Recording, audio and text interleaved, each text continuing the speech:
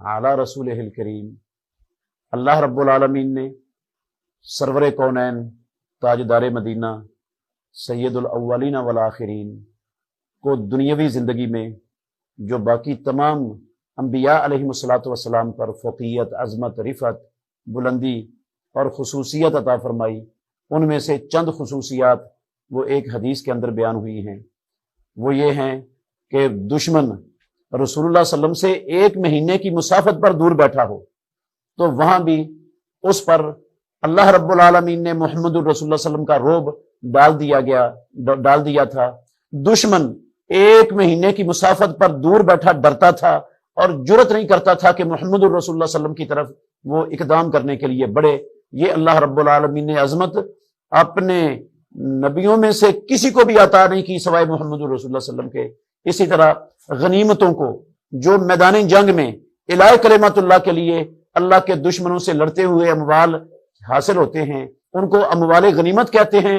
وہ غنیمتیں رسول اللہ صلی اللہ علیہ وسلم کے لیے اللہ رب العالمین نے حلال کر دی۔ پہلے لوگوں کے لیے وہ حلال نہیں تھی، آسمانوں سے آگ آتی تھی اور ان کو اس کو جلا دیتی تھی، ختم کر دیتی تھی، اور زمین ساری کی ساری اللہ رب العالمین نے اپنے نبی کے لیے مسجد بنا دی۔ اگر کہیں مسجد نہ ہو، نماز کا ٹائم ہو جائے تو وہیں پر نماز ادا کی جا سکتی ہے، اور ساری زمین پاک بنا دی۔ اگر پانی میسر نہ ہو طہارت کرنے کے لیے، وضو کرنے کے لیے، غسل کرنے کے لیے، اور نماز کا ٹائم ہو جائے تو تیمم کر کے نماز پڑھنے کی اجازت اللہ نے محمد الرسول اللہ صلی اللہ علیہ وسلم کو دی۔ جابر بن عبداللہ رضی اللہ عنہما سے مروی حدیث اس بات کی دلیل ہے۔ کہتے ہیں رسول اللہ صلی اللہ علیہ وسلم نے فرمایا، بخاری مسلم کی حدیث ہے، اوتیت خمسن لم یؤتہن احد قبلی، اللہ رب العالمین نے اب مجھے محمد الرسول اللہ صلی اللہ علیہ وسلم کو 5 چیزیں ایسی عطا فرمائیں جو مجھ سے پہلے کسی کو بھی عطا نہیں کی گئی۔ اس میں پہلی چیز ہے نصرت بالرعب مسیرۃ شہر، میرے لیے 1 مہینے کی مسافت پر دشمن دور ہو تو ان پر میرا رعب ڈال دیا گیا اور میری مدد کر دی گئی ان کے خلاف۔ وہ اقدام نہیں کر سکتے تھے، خائف تھے، ڈرتے تھے۔ اور وجعلت لی الارض مسجدا وطہورا، اور میرے لیے زمین کو مسجد اور پاک بنا دیا گیا۔